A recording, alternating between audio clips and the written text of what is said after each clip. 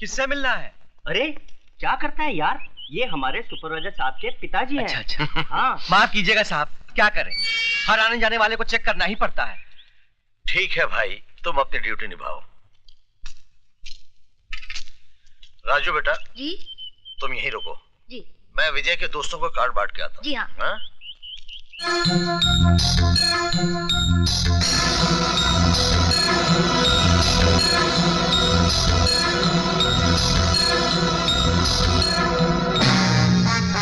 Look at this.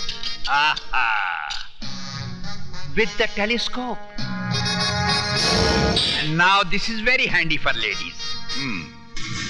Mister त्रिकाल, हमको समझ में नहीं आया, गवर्नमेंट का बारूद, उसका बंदूक तुम हमको कैसे सप्लाई करता है? जिस तरह हम तुम्हें गवर्नमेंट का गोला बारूद सप्लाई करते हैं और ये नहीं पूछते कि तुम इसका क्या करते हो। क्या करता है?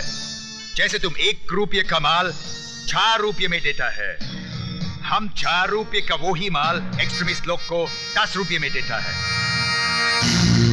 जॉन, जिस तरह हम रुपया कमा रहे हैं उसी तरह तुम भी कमाओ, लेकिन हमारे घर में झांकने की कोशिश मत करो। बिजनेस की बात करता है।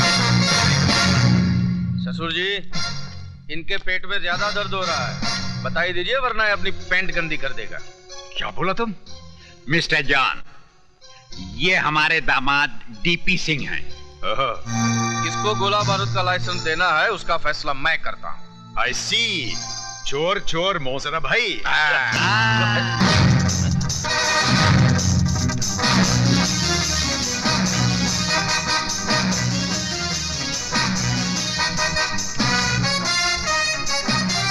विजय बेड से देखा। चलो जल्दी दरवाजा। हाँ, अच्छा। जा रहे हो साहब? हाँ, आपको चेक करना पड़ेगा। पिताजी। डरो मत बेटा, इनका काम ही है चेक करना, डरो मत। भाई अगर तलाशी लेनी तो आप ले लेते, इस कुत्ते की क्या जरूरत थी? साहब, इंसान हमें तो धोखा दे सकता है, इन कुत्तों को नहीं। अगर आपके जिस्म से बारूद की बू आ जाती तो ये आपको फाड़ कर खा जाते। तो मैं चलूं? हाँ जी। आ बेटा। Hello guard. जी साहब। विजय आया है क्या? उनके पिताजी जरूर आए थे, चले गए साहब। पिताजी आए थे? जी साहब।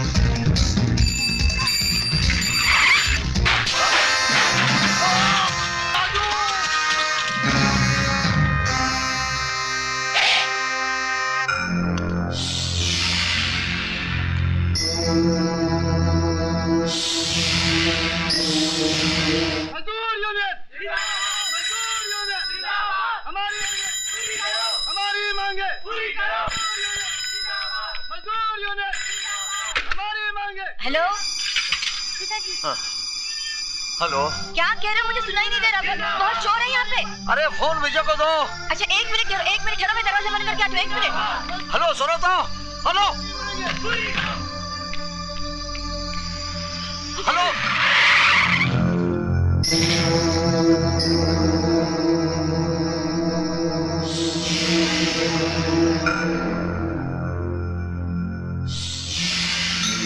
Hello hello hello hello.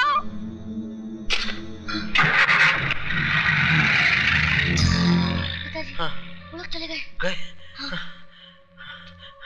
Hello hello. Cut गया। फिर से लगाइए। बेटा अब तो सिक्का ही नहीं है। चल चल घर चलते, चल। चलिए।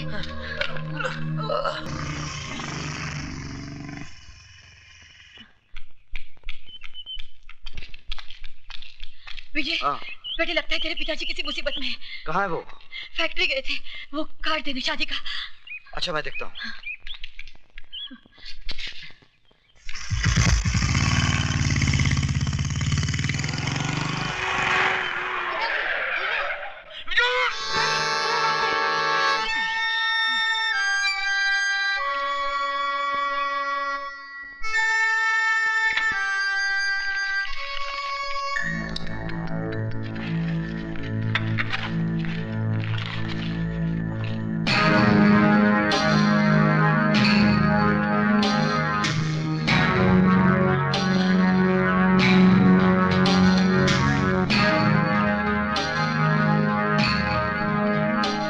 जी बोलिए।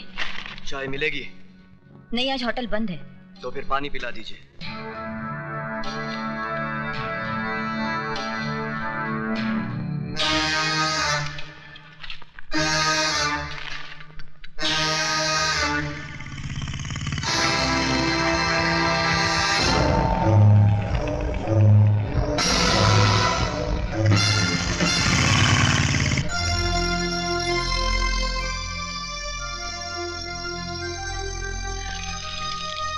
Thank you.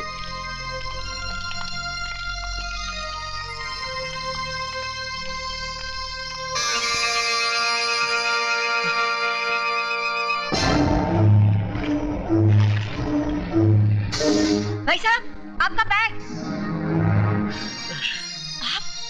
शारदा, ये क्या? कैसे? शारदा, शारदा, हमारी जान खतरे में। माँ। विजय का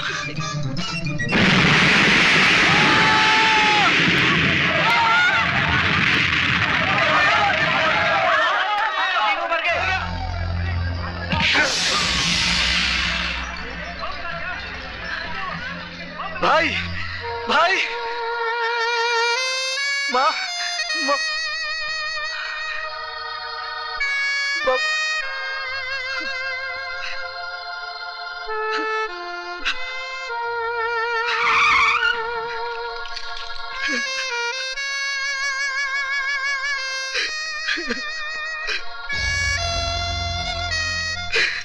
You are under arrest.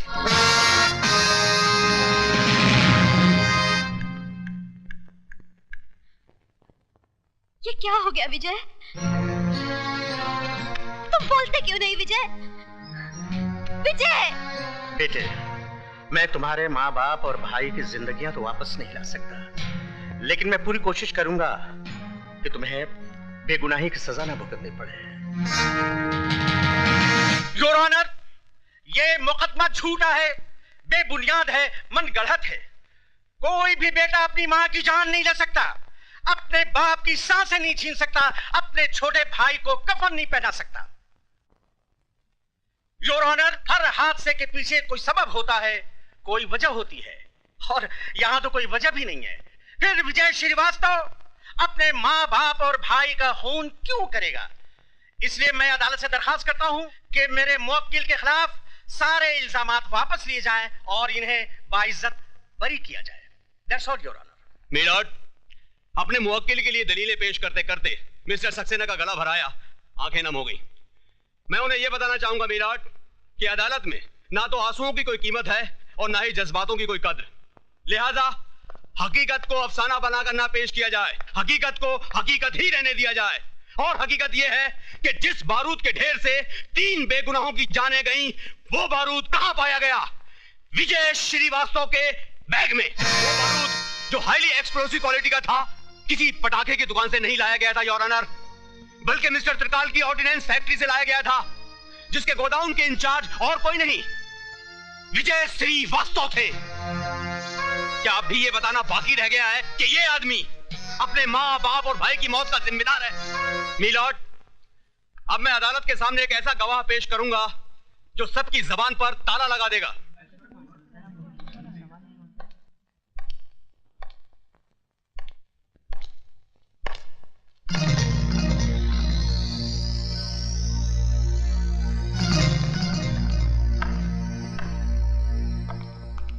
Mister त्रिकाल, आपकी फैक्ट्री से बना बारूद या बारूद से बना बॉम्ब बाहर कहां जाता है?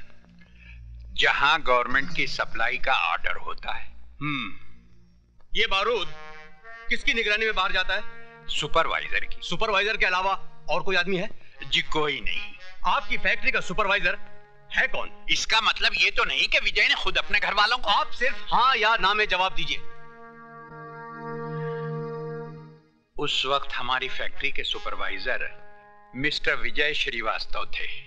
This point should be noted milord कि फैक्ट्री से बारूद का बाहर आना जाना मिस्टर विजय श्रीवास्तव की देखरेख में होता था, सिर्फ इनकी ही निगरानी में होता था। ये बारूद सिर्फ 28 अप्रैल को ही फैक्ट्री से बाहर नहीं लाया गया था, बल्कि 7 मार्च और 3 अप्रैल को भी लाया गया था। I object your honour. Public prosecutor साहब मेरे मुवक्किल के खिलाफ झूठ मूठ की कड़ियां जोड़ते जा रहे हैं। मैं कोई कड़ी नहीं जोड़ रहा हूं मिलॉर्ड, बल्कि कड़ियां खुद ब खुद अपने आप जुड़ती चली जा रही हैं। जज साहब, अगर मुझे फांसी पे लटकाना है तो लटका दीजिए, लेकिन मुझ पर झूठा इल्जाम मत लगाइए। इल्जाम झूठा या सच्चा, इसका फैसला करेगी अदालत, जिसके सामने यह जाहिर हो गया है कि विजय श्रीवास्तव आतंकवादियों को बारूद सप्लाई किया करता था, और यह है वो बैग जिसमें वो बारूद छिपाकर आतंकवादियों को पहुंचाने ही वाला था कि वक्त से पहले बारूद फट गया, एक धमाका हुआ और 3 जिंदगियों का खेल खत्म हो गया। मीलॉर्ड, जिस तरह एक चोर का साथी भी चोर होता है, उसी तरह टेररिस्ट को बारूद सप्लाई करने वाला भी टेररिस्ट है, टेररिस्ट है, टेररिस्ट है।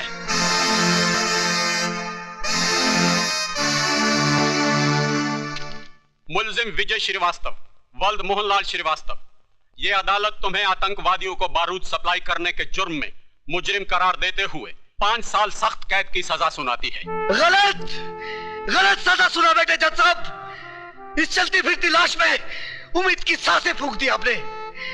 माँ बाप और भाई की मौत के बाद जीने की चाहती खो दी थी मैंने, लेकिन अब जीऊंगा इस इंतजार में कि ये 5 साल का वक्त कब गुजरेगा, ताकि उस दरिंदे को ढूंढ सकूं जिसने मेरे माँ बाप के खून से मेरा मुकद्दर लिखा है।